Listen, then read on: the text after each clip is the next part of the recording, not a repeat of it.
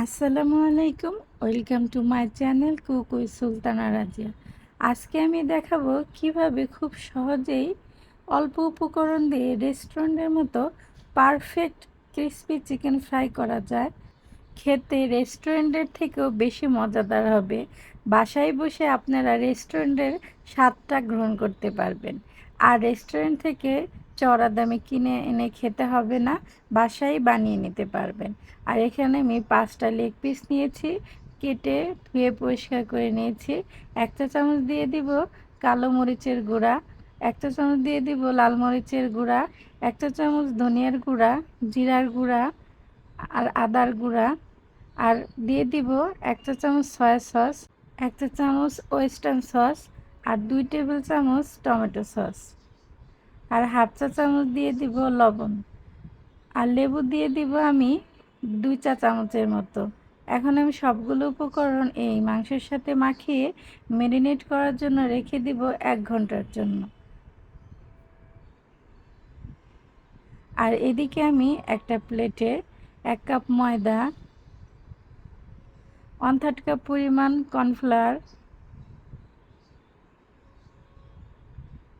1 চা চামচের মতো লবণ, আর হাফ চা চামচ বেকিং সোডা নিয়ে সবগুলো উপকরণ আমি এভাবে এই ময়দার সাথে মিশিয়ে নেব। এভাবে আপনারা বাসায় এই চিকেন ফ্রাইটা করে দেখবেন, কেমন হয় আমাকে কমেন্ট করে জানাবেন। এখন আমি ম্যারিনেট করা চিকেনটা নিয়ে এই ময়দার মধ্যে দিয়ে ময়দাটা মাখিয়ে নিব।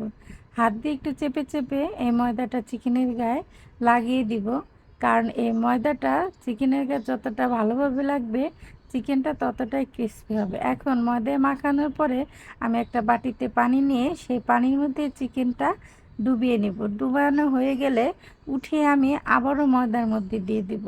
ময়দার মধ্যে দিয়ে এভাবে আমি ময়দা দিয়ে চিকেনটা ঢেকে দিব। ঢেকে দিয়ে আর যে বাটিতে আমি নিয়েছি সেই বাটির ঢাকনা দিয়ে ঢেকে দিয়ে আমি এভাবে ঝাঁকিয়ে নিব, যাতে ময়দাটা পুরোপুরি চিকেনের গায়ে ভালোভাবে লেগে যায় আর একটা আস্তরের মতো হয়।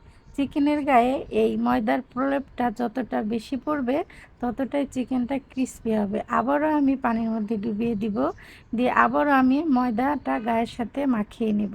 এভাবে আমি তিনবার আমি চিকেনের গায়ে ময়দাটার আস্তর দিয়েছি, এভাবে চেপে চেপে দিয়ে আবারও ঝাঁকিয়ে নিব, যাতে পুরোপুরি সুন্দর হয়ে চিকেনের গায়ে এই ময়দার লেয়ারটা বসে যায়। আমি 3বার দেওয়ার পরে এইরকম চিকেনের গায়ে সুন্দর করে দেখেন কতটা আস্তর হয়েছে।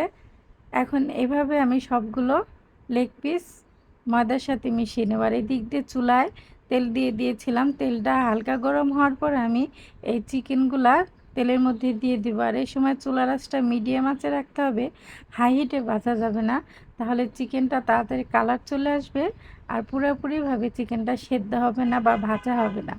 এভাবে আমি প্রায় 10-12 মিনিট ভাজার পরে আমার চিকেনটা এরকম ক্রিস্পি হয়েছে আর পুরোপুরি চিকেনটা হয়ে গেছে। দেখেন কালারটা কত সুন্দর আসছে, আর খেতেও মাশাআল্লাহ ছিল, অনেক ভালো ছিল, সবাই খেয়ে অনেক প্রশংসা করেছে। এখন আমি একটা প্লেটে সার্ভ করে নিয়েছি। এভাবে আপনারা বাসায় বানিয়ে দিতে পারেন, বাচ্চাদের টিফিনে দিতে পারেন, বিকেলের নাস্তায়ও নিতে পারেন। আর আমার এই সহজ রেসিপিটা যদি ভালো লেগে থাকে আমার চ্যানেলটা সাবস্ক্রাইব করে দিবেন, লাইক কমেন্ট শেয়ার করে দিবেন। আসসালামু আলাইকুম।